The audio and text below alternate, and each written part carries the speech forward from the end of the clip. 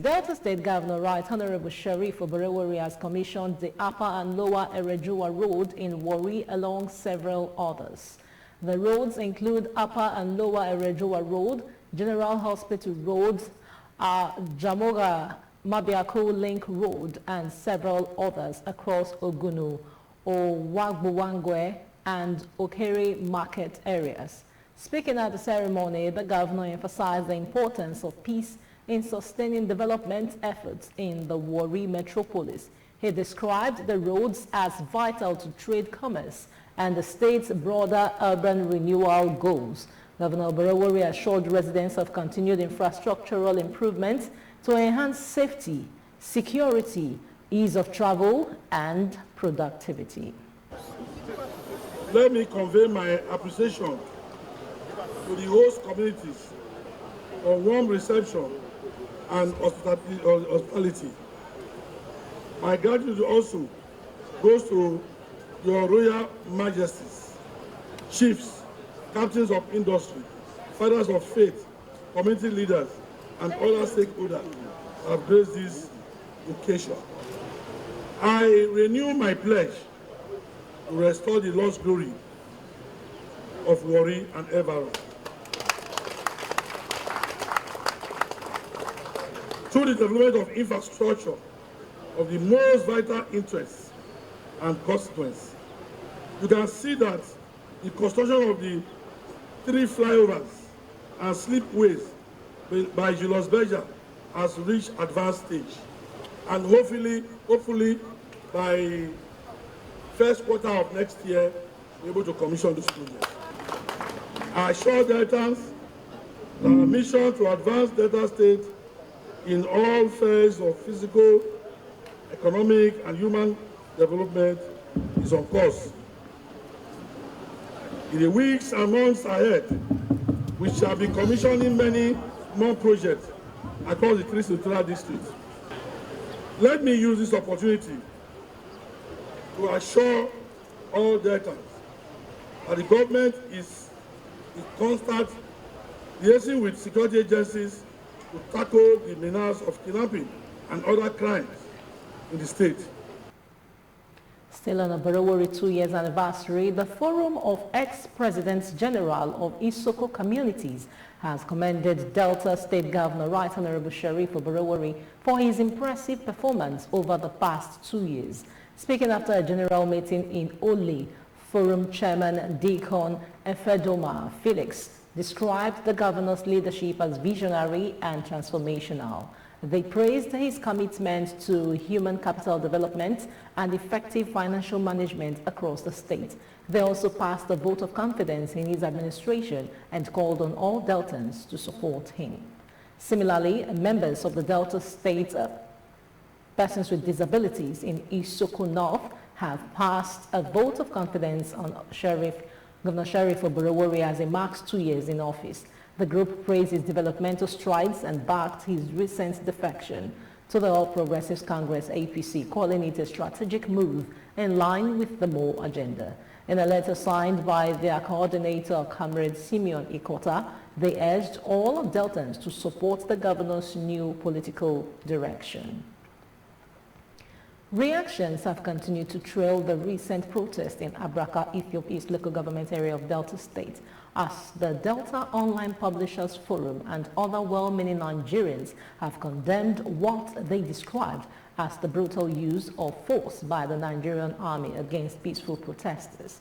Now, in a statement signed by the forum's chairman Emmanuel Enebeli and Secretary Shedrack Onitsha, the incident was described as a gross abuse of power and an anti-democratic act. The protest, which took place on June 2nd, was organized by students and residents to draw attention to rising insecurity and the frequent kidnappings in the area.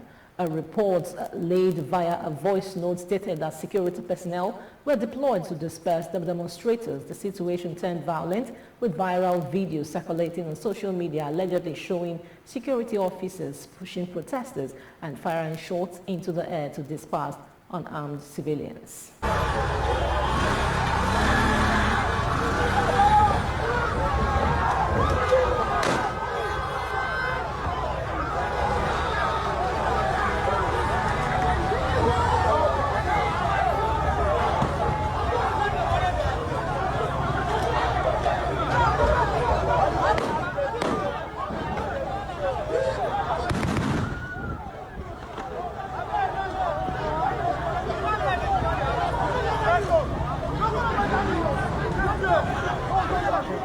disperse unarmed civilians.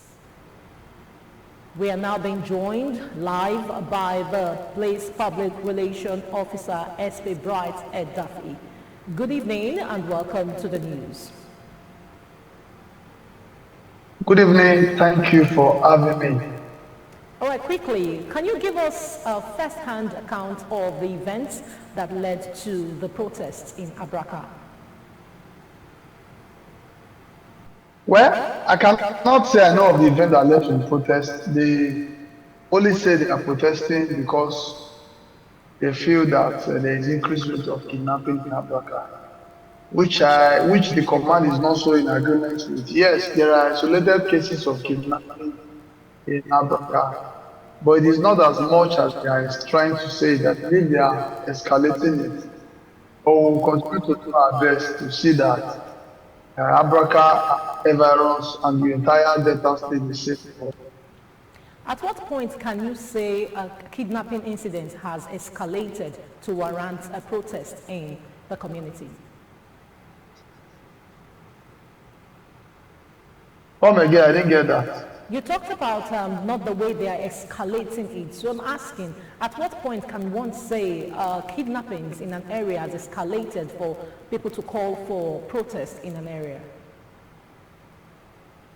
People can call for protest at any point. Nobody says it must be 100 or 200. But where we are having issues is that when you go online and say they are kidnapping people every day, then the question we need to ask is, indeed, are they kidnapping people every day? You say they are coming to hostels, they are raping our students. How many persons? Which police station did they report to?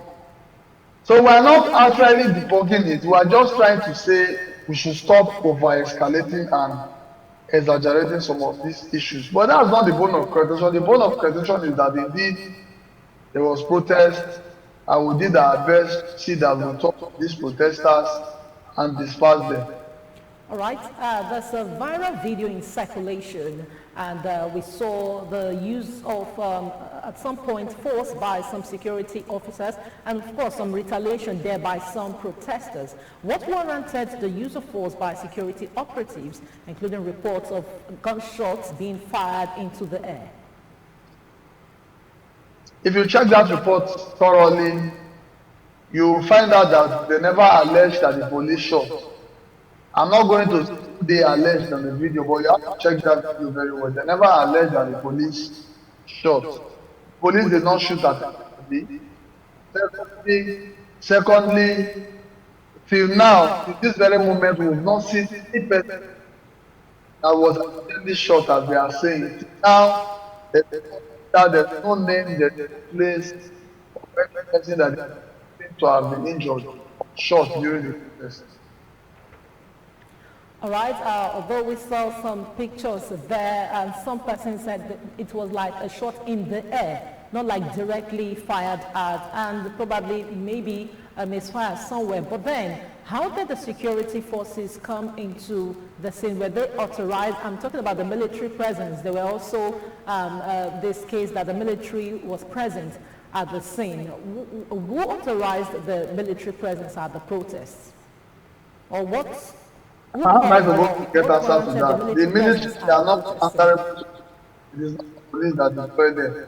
So if they were deployed, they answer that question for themselves. I only speak for the Delta State Police Command. However, if the state feels that there is need for military presence and does that within their scope, they have the power to do that. If they have done that, I can't question it.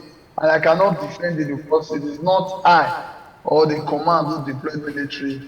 The military can well speak for themselves. All right. Okay, so we've seen growing concerns over kidnappings in Delta State, from the recent protest in ABRAKA to even traditional measures like placing curses on kidnappers, especially in Iseluku, and there are more cases that have been reported in Ubuluku and its environs. What is the Delta State Police Command doing to tackle this surge in insecurity? You have some of our results on what we are doing. So there are times when these people come to you with only the negative, you give them some of the positive that you have. You are well aware that the kidnappers who kidnapped that about in Oboluku were able to knock 4 of them down. You are aware of the one that we just had recorded today, the 4 kidnappers that died in a gun duel with the joint operatives in ABRAKA. And also some selected achievements, even the syndicate that was terrorizing between Port Harcourt, the East, and the State. So indeed, we are working. In as much as we are talking about what the kidnappers are doing, we should also try as much as we can to also talk about what the police are doing, because the results are there to show that we are not sleeping. All right, I would want to say thank you, but then the governor has promised more in every sector of the state, and I believe the police will also promise us more. So away from this, what is the police doing generally in terms of insecurity in the state? We are doing what we've always done: proactive policing, raiding of criminal hideout, stop and search, intelligence gathering, disguised police, that is, we call it undercover police operations, and most importantly, partnering with members of the public, because the police cannot do it alone. So we are calling on good members of the public to partner with us, provide us with useful, credible, and timely information of any suspicious persons or movement in their environment. The police cannot do it alone. The police cannot be everywhere at the same time. But I assure Deltans that we are not ready. We will ensure that Delta is safe for us. Every one of us can sleep with our eyes closed. Thank you very much for joining us on the news, and thanks for your prompt response. We'll continue to follow this developing story closely.